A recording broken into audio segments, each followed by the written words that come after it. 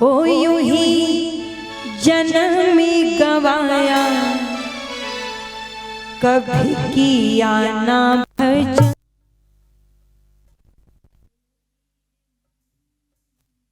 बातों ही बातों में बीती ये उमरिया, बातों ही बातों में ये बीती रे उमरिया। तुझे होश ना आया यूं ही जन्म गवाया कभी किया ना भजन। ओ मेरे मन बातों ही बातों में बीती ये उमरिया, बातों ही बातों में ये बीती रे उमरिया। तुझे होश ना आया यूं ही जीवन गवाया कभी किया ना भजन। ओ मेरे मन बातों ही बातों में ये बीती रे उमरिया, बातों ही बातों में।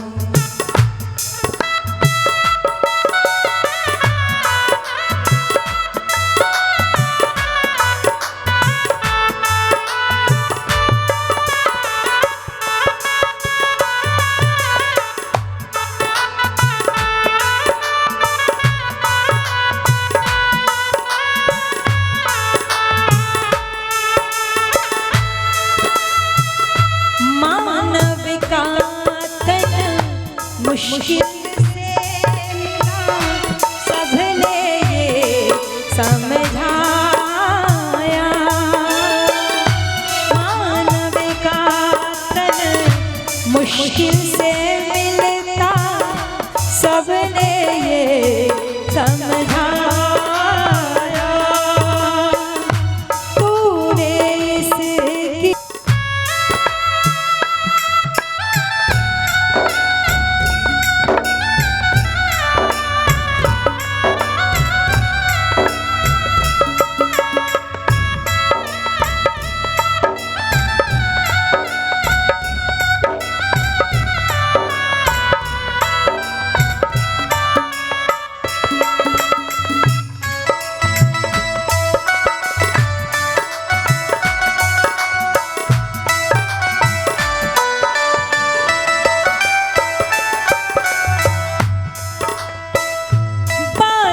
अवस्था बीत गई तेरी, क्यों करता नादानी। बाल्य अवस्था बीत गई तेरी, क्यों करता नादानी। होश रहा ना तुझ पे मस्त जवानी, होश रहा ना तुझको कोई, आ गई मस्त जवानी। भक्ति भयो फिर सूझे कछुड़ा, भक्ति भयो फिर सूझे कछुड़ा। यूं ही गया बचपन,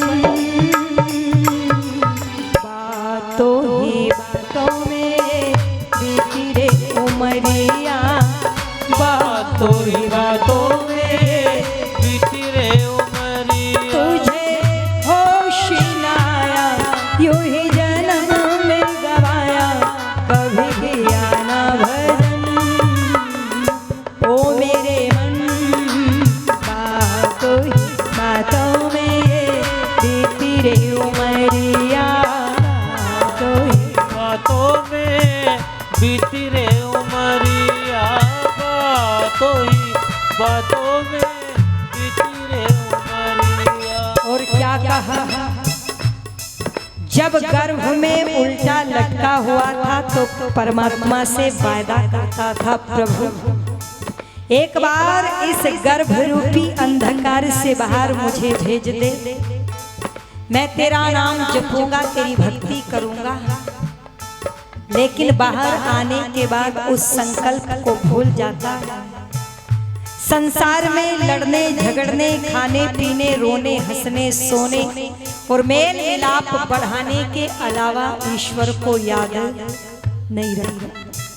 ऐ दुनिया के लोगों, जितना पुरुषार्थ संसार के लोगों से मेल मिलाप करने में लगाते हो, यदि इससे भी आधा कम समय ईश्वर के समीप बैठ करके उसकी उपासना करने में लगाया होता, तो आज संसार के लोगों के सामने झुकने की आवश्यकता नहीं पड़ती।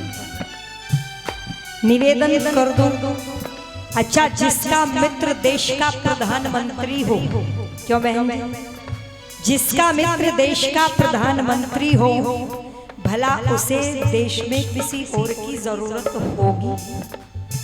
उसे किसी से डरने की जरूरत हो?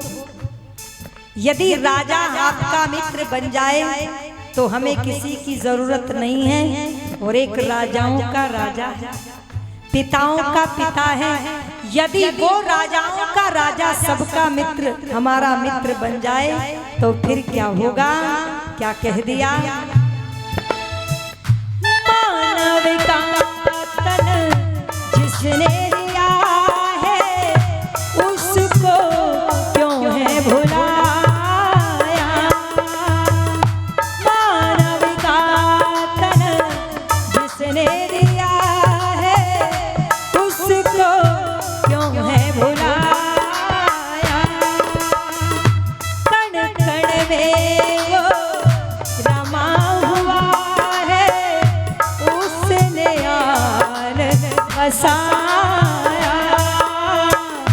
परम पिता है मन मंदिर में, परम पिता है मन मंदिर में, बैठ के कर ले भजन।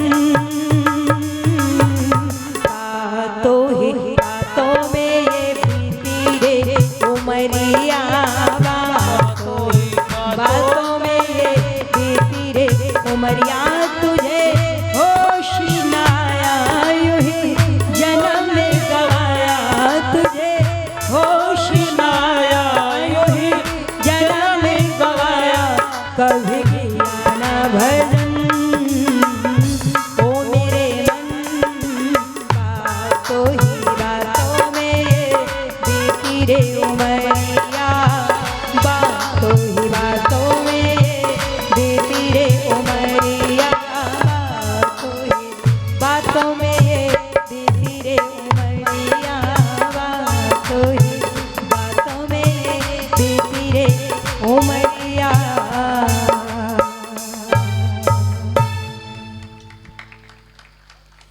ये बातें करने के लिए इस धरती पर हम नहीं आए थे।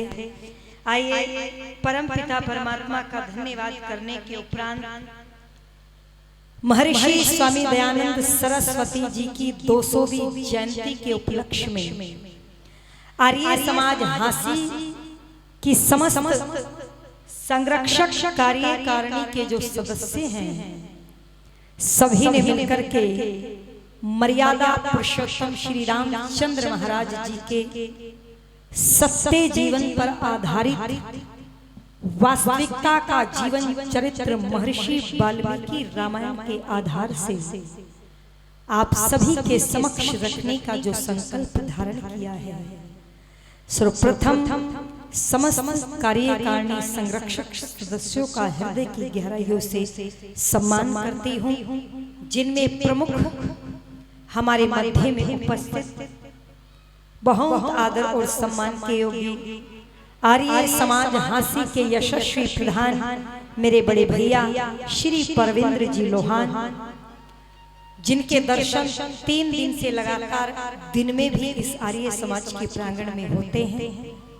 ऐसे ही कर्मठ कार्यकर्ता हमारे भैया श्री अरुण जी आर्य मंत्री आर्य समाज, जो अनुभवी हैं और वास्तव में इस पद के लिए वो सुशोभित भी होते हैं। बहुत आदर और सम्मान के योग्य कोषाध्यक्ष आर्य समाज हांसी के सभी श्री पवन सैनी जी और जो कार्यकारिणी के सदस्य हैं सभी का मैं सम्मान करती हूँ। श्री फतेह सिंह गुर्जर जी, श्री राम अवतार सिंह जी, श्री चमन लाल नारंग जी, श्री ब्रजमोहन सिंगला जी, वरिष्ठ पत्रकार और जिनके पास वाणी का जादू है, ये भी हर किसी के पास नहीं होता। वाणी से बड़े बड़े झगड़े भी हो जाते हैं, लेकिन बहुत सुंदर जो वाणी से सबको अपना बना लेते हैं, ऐसे ही हमारे बड़े भैया श्री राजीव बंसल जी, श्री वेद नारंग जी, श्री सतपाल मलिक जी, श्री तुलसीदास आर्य जी, श्री सुभाष जी शेखपुरा, श्री राजपाल जी कुंभा वाले, श्री अजय कुमार जी आर्य, श्री मिथुन बंसल जी, श्री राकेश कुमार जी अधिवक्ता, श्री वैद्य राम निवास जी, श्रीमती रेखा मेहता जी, श्रीमती वो श्री अनिल ठकराल जी प्रोफेसर और श्रीमती रंजना कक्कड़ जी। एक बार समस्त इन कर्मठ कार्यकर्ताओं के लिए तालियों से आप इनका सम्मान बढ़ाएंगे। इस वैदिक मंच से आपका अभिनंदन और सम्मान करते हैं। आर्य समाज हांसी के धर्माचार्य बहुत सुंदर भजन जिनके आपने सुने श्री सत्यदेव शास्त्री जी और जो हमारी टीम है, क्योंकि इस प्रकार के कार्य बिना सहयोग के नहीं चलते। ढोलक पर मेरा साथ दे रहे भैया मुकेश, कीबोर्ड पर साथ दे रहे भैया राजकुमार जी और पैड पर साथ दे रहे भैया संदीप जी और बहुत सुंदर व्यवस्था जो माइक की हमारे भाई ने की, हम उनका भी सम्मान करते हैं। तालियों से एक बार सम्मान बढ़ा दिया करो। सम्मान करने में कुछ नहीं जाता, अपमान सोच समझ के करना चाहिए और जब सम्मान करने की बात हो तो फिर सोचना नहीं चाहिए, कर देना चाहिए। और अब की बार मैं धन्यवाद दूंगी इस टीम को, इतनी सुंदर भोजन की व्यवस्था आपने की है, इनको फिक्स कर लो, हम आए या ना आए पर इनको ही बुलाया करो। इतना सुंदर भोजन बनाते हैं कि महिलाओं को भी पीछे छोड़ रखा है और वहीं पर ऊपर ही लेकर के जाते हैं। और यदि भूल से हमारी आदत है हम बर्तन भी नीचे रख दे, बोले ना आपका काम नहीं है, हमारा काम है, हम करेंगे। एक बार भाइयों के लिए तालियां जोरदार से बजाओ। मैं बहुत सम्मान उन भाइयों का भी करती हूँ, क्योंकि भूखे पेट ना होवे बोलो भजन गोपाला। पेट में कुछ नहीं होगा तो फिर भजन कहां से करेंगे। और एक नया चेहरा आज आपके बीच में आया है, ये मेरे छोटे भाई हर्षित आर्य जी। इस कैमरे को लेकर के जो आपके बीच में आए हैं, ये कैमरा कोई छोटा कैमरा नहीं है, विदेशों तक आपकी हांसी आर्य समाज की राम कथा और आपके आए हुए अतिथि और आपके कार्यों की गूंज पहुंच जाएगी। क्योंकि आर्य जगत में नंबर 1 पर यदि कोई चैनल है तो वो हर्षित आर्य का इस समय काम कर रहा है और बहुत कम सी कीमत में भैया अपने चैनल के माध्यम से वैदिक सिद्धांतों का प्रचार प्रसार करते हैं। तो मैं भैया के लिए भी शुभकामनाएं प्रदान करती हूँ। आइए वहीं से प्रारंभ करो जहां हमने कल वैदिक श्री राम कथा को विराम दिया था।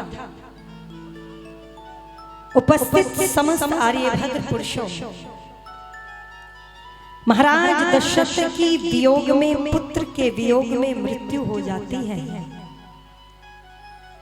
रानियां विलाप करती हैं, रोना तो कैकेयी भी चाहती है, पर कौशल्या के महल में आने की हिम्मत नहीं हो पा रही है।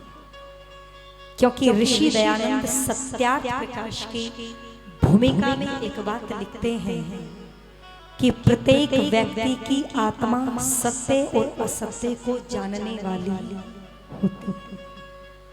अपने प्रयोजन की सिद्धि के लिए हठ दुराग्रह, अविद्या आदि दोषों के कारण मनुष्य सत्य के मार्ग को छोड़ करके असत्य के मार्ग का अनुसरण करता है।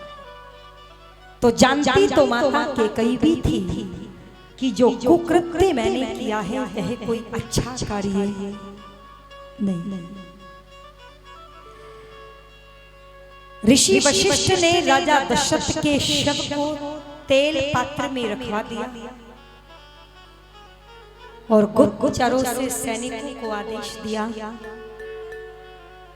कि कई देश में जो अश्वपति के घर पर, अपने नाना के घर पर भरत गए हुए हैं, उनको बुलाकर के लाया जाए। सिंहासन अयोध्या का इस समय खाली पड़ा है, जो कि खाली होना नहीं चाहिए। रथ में बैठ करके दूत जब के कई देश के लिए निकले, पहुंच करके राजा अश्वपति को प्रणाम किया, युवराज युद्धाजित को प्रणाम किया।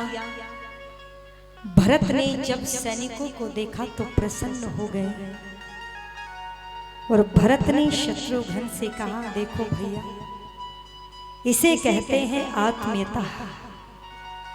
हृदय का तार यदि हृदय से जुड़ा हो तो बिना बोले भी बात समझ आती है। मेरा अयोध्या में जाने का बहुत मन कर रहा था। कुछ गलत प्रकार के स्वप्न मुझे दिखाई दे रहे थे। पिता की बहुत याद आ रही थी, भाई की बहुत याद आ रही थी, और देखो बिना मेरे सूचना दिए हुए ही सैनिक अयोध्या से मुझे लेने के लिए आ गए। सैनिकों ने भरत से कहा, हे युवराज भरत, आपको शीघ्रता के साथ गुरु वशिष्ठ ने अयोध्या में बुलाया है। जब कई देश से भरत चले तो नाना अश्वपति ने महंगे महंगे शौल दुशाले दिए। ऐरावत जाति के हाथी दिए। इंद्र के घोड़ों के समान कुछ घोड़े भेंट में दिए। कुछ मोती हीरे जवाहरात प्रदान किए। और विदाई लेकर के जब भरत चले तो मार्ग में सैनिक से पूछा,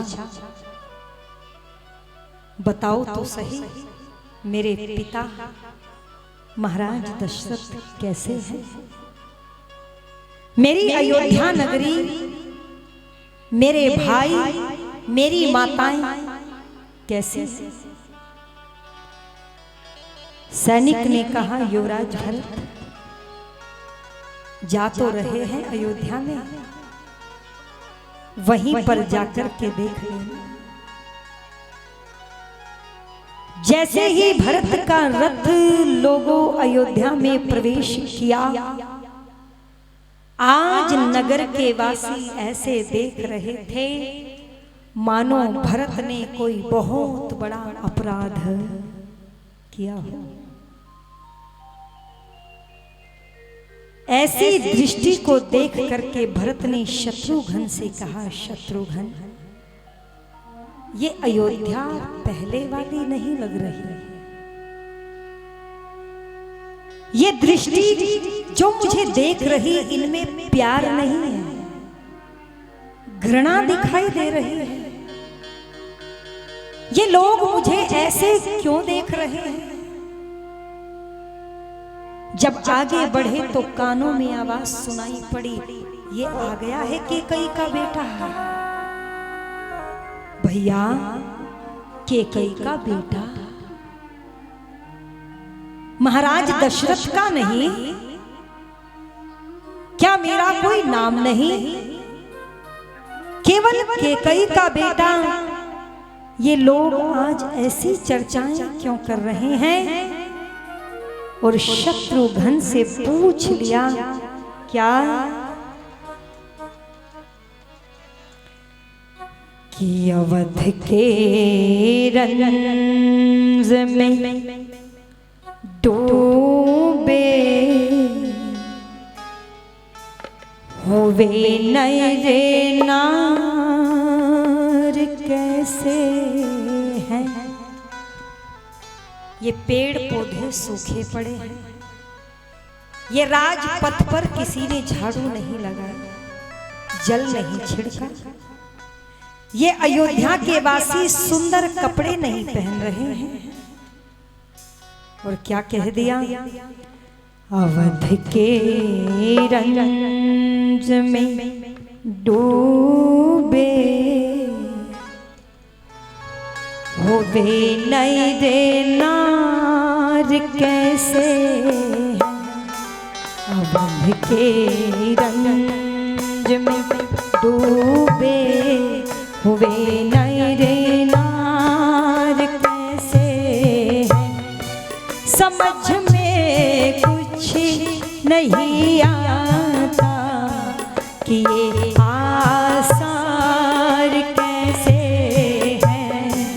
अवध के रंज में डूबे हुए नरे नार कैसे है। समझ में कुछ नहीं आता कि ये आसार कैसे है।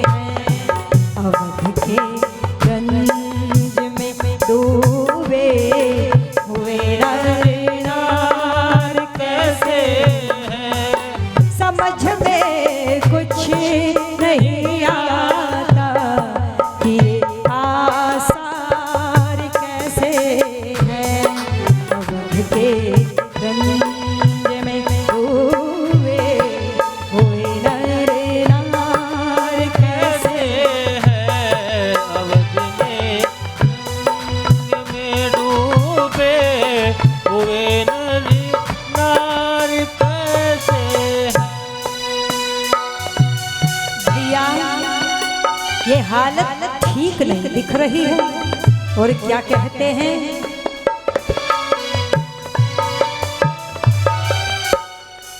हुई है दुर्दशा कैसी अयोध्या के नजारों की। हुई है दुर्दशा कैसी अयोध्या के नजारों की। नहीं वे शान शौकत है राजमहलों मीनारों की। नहीं वे शान शौकत है राजमहलों मीनारों की। कहाँ वे खो गई रौनक जो पहले थी बाजारों की। पड़ी सुने गली कूचे दरो दीवार कैसे हैं। पड़ी सुने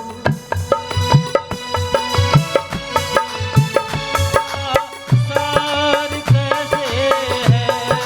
समझ में कुछ नहीं आता कि ये आसार कैसे है।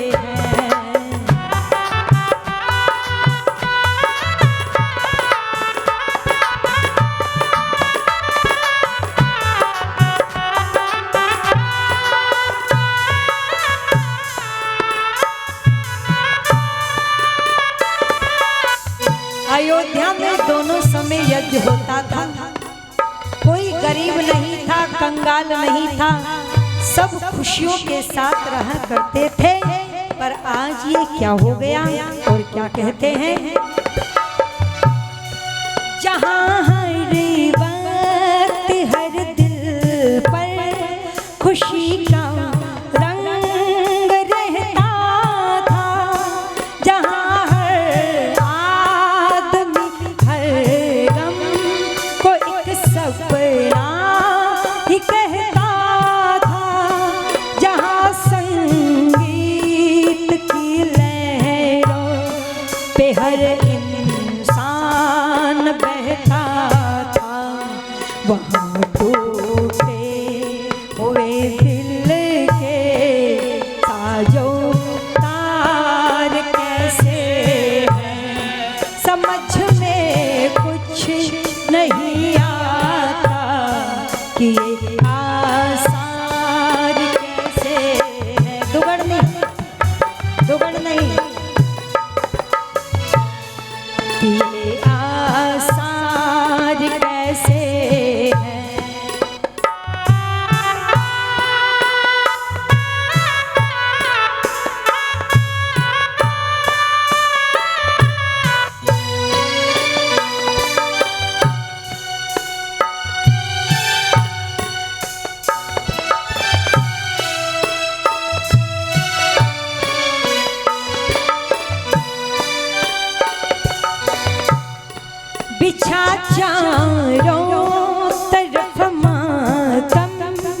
ही मातम नजर आता है, बिछा चारों तरफ मातम ही मातम नजर आता है।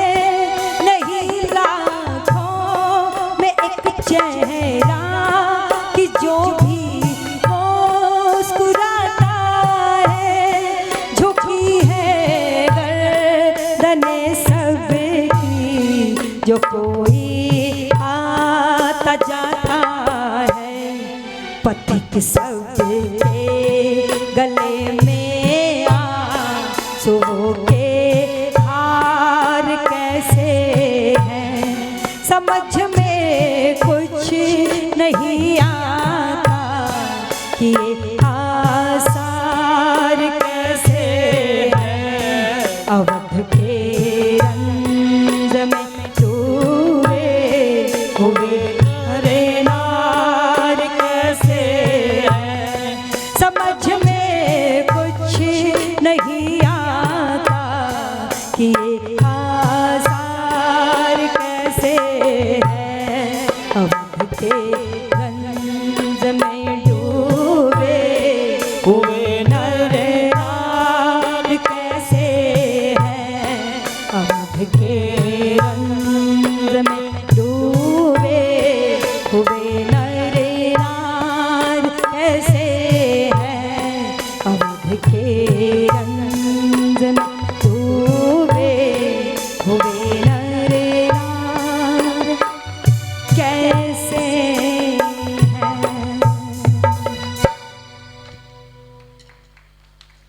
आसार ठीक नहीं लग रहे भैया। रथ से उतर करके दौड़ करके जैसे महल में प्रवेश किया लोगों, महल के एक भी पहरेदार ने भरत को आज झुक करके प्रणाम नहीं किया। किसी ने भरत का सम्मान नहीं किया। हृदय में शूल की तरह ये व्यवहार चुभता रहा। पर दौड़ करके पिता के कक्ष में जाकर के देखा, पिता महल के पलंग पर नहीं थे। फिर मां के कई के महल में जाकर के देखा, बिना आभूषणों के सफेद साड़ी में मां को देखा। आश्चर्यचकित होकर के पैरों को छू करके प्रणाम तो किया, पर व्यथित होकर के भरत ने कहा, मां ये स्थिति ऐसी क्यों, क्या हुआ? भरत की बातों को छोड़ करके केकई ने अपने प्रश्न भरत से पूछे। भरत, मेरे पिता अश्वपति तेरे नाना कुशल है? भरत ने कहा, मां तेरे पिता तो ठीक है, पर मेरे पिता दिखाई नहीं दे रहे, वो कहां है? फिर केकई ने कहा, भरत मेरा भाई युद्ध जीत, मेरी भाभी कुशल तो है। भरत ने कहा, मां तेरा भाई तेरी भाभी तो ठीक है, पर मेरा भाई मेरी भाभी दिखाई नहीं दे रहे, वो कहां है? केकई ने फिर पूछ लिया, भरत मेरे देश की प्रजा के लोग, मेरे देश की प्रजा तो ठीक है, अब की बार तो थोड़ा सा रोष में भरत बोले, मां मेरे एक भी प्रश्न का उत्तर नहीं दे रही हो। तेरी प्रजा तो ठीक है, पर मुझे मेरी प्रजा ठीक नहीं लग रही है। मां मेरे प्रश्नों का उत्तर तो दो। केकई कहती है, बेटा भरत, जो संसार में सबकी गति एक दिन होती है, वही गति तेरे पिता महाराज दशरथ की हुई, वो संसार को छोड़ करके चले गए। भरत ने पिता की मृत्यु का समाचार सुना, आंखों के सामने अंधेरा छा गया। चक्कर काट करके धरती पर गिर पड़े और रोते रोते मां से कहा, मां, पिता ने अंतिम समय में मुझे याद तो किया था ना। भरत भरत कहकर के मेरा नाम तो पुकारा होगा। कैकेयी कहती है, नहीं, महाराज दशरथ ने केवल पुकारा था, हे राम, हे लक्ष्मण, हे सीता। मां, राम लक्ष्मण सीता, इसका अर्थ है कि वह भी राजमहल के अंदर नहीं थे। क्यों? वो कहां थे मां? तो कैकेयी सब बातों को भुला करके भरत के सर पर हाथ रख करके कहती है, बेटा तू शांत हो जा और देख मेरी बात को सुन। महाराज दशरथ के पास मेरे 2 वरदान धरोहर के रूप में रखे थे। मैंने एक वरदान में तुम्हारे लिए, बेटा केवल तुम्हारे लिए, राज सिंहासन मांगा है और दूसरे वरदान में मैंने राम के लिए 14 वर्ष का वनवास। अब लक्ष्मण और सीता अपने आप उनके साथ गए, सब कुछ ठीक था, बस एक ही गड़बड़ हुई कि इन सब के चलते हुए आपके पिता की मृत्यु हो गई, जो नहीं होनी चाहिए थी। विचार करो लोगों, आज की माँ बेटे से कहती, बेटा मैंने सारी संपत्ति तेरे नाम कर दी है, तेरे भाई को, तेरी बहन को कुछ भी नहीं दिया। तो बेटा क्या कहता? यू कहता, mom you are the great. कहाँ है तेरे पैर, धोकर के पी लूंगा। तुझसे अच्छी, तुझसे सच्ची माँ तो मेरी दुनिया में कोई हो ही नहीं सकती। कल्पना करो बहनों, क्या भरत ने ऐसा ही कहा था? बस यही अंतर है आज के भरत में और उस समय के भरत में। जो भरत अभी मां के पैरों को पकड़ रहा था, वो भरत रोष में भर करके बोला, अरे कुलनाशिनी, ये तूने क्या कर दिया? जब तू ये सब कुछ कर रही थी, उस समय तेरा हृदय नहीं कांपा? और क्या कहते हैं कि जब ते कुमोती जिया का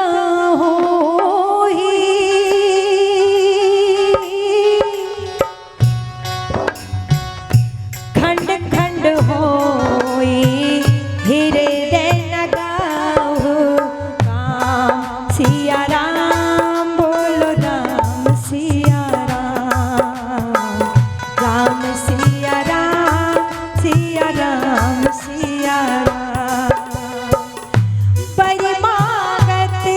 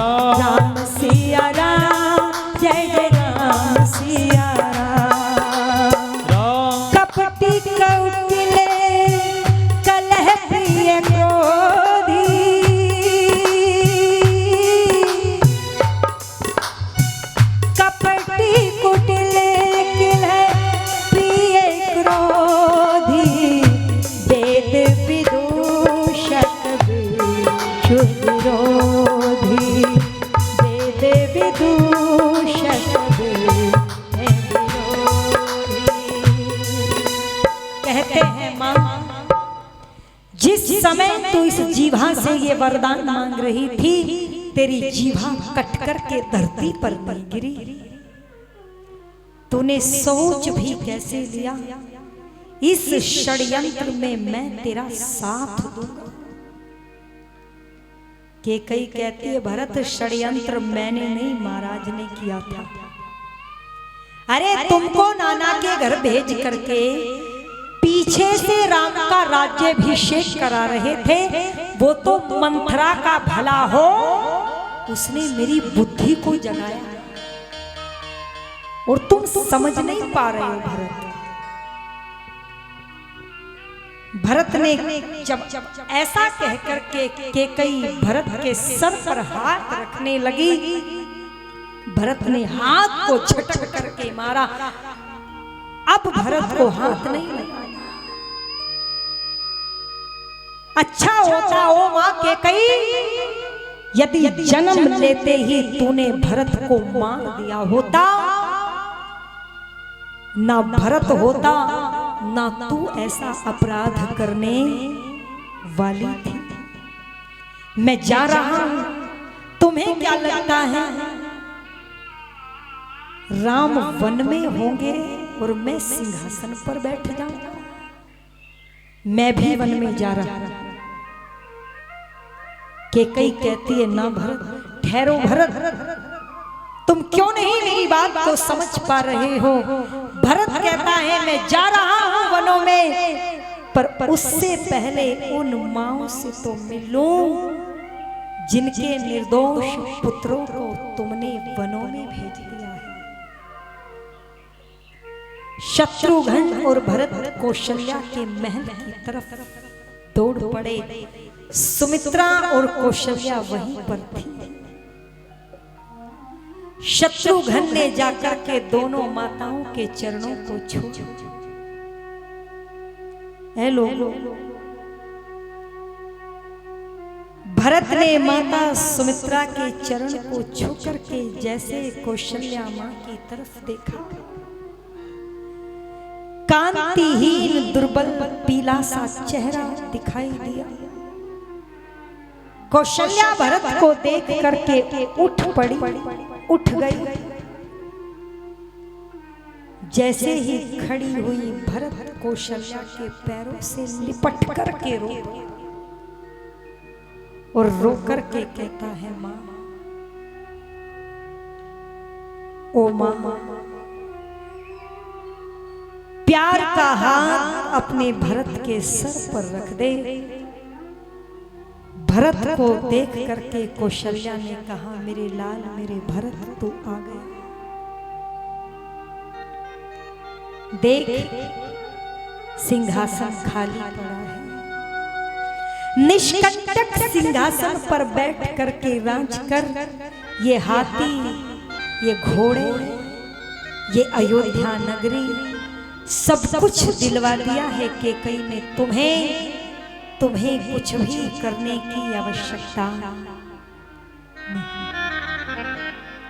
इतने कठोर शब्दों को सुनकर के भरत मां के पैरों से चिपक करके रो पड़ा और कहता है, मां,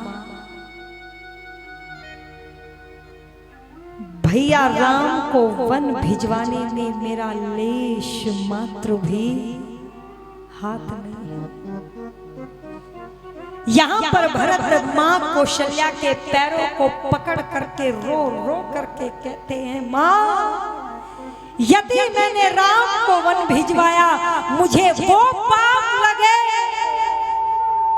जो सूर्य की तरफ मुख करके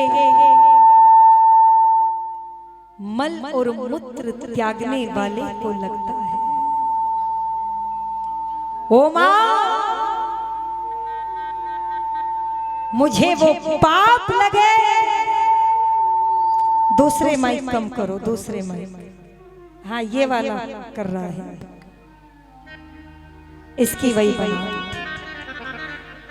पैरों को पकड़ कर के रो के कहता है, माँ मुझे वो पाप लगे जो सोती हुई गऊ को लात मारने वाले को लगता है। माँ मुझे वो पाप लगे जो यज्ञ करा करके ब्राह्मण को दक्षिणा ना देने पर लगता है। माँ मुझे वो पाप लगे जो मजदूरी करा करके नौकर को धन ना देने पर लगता है।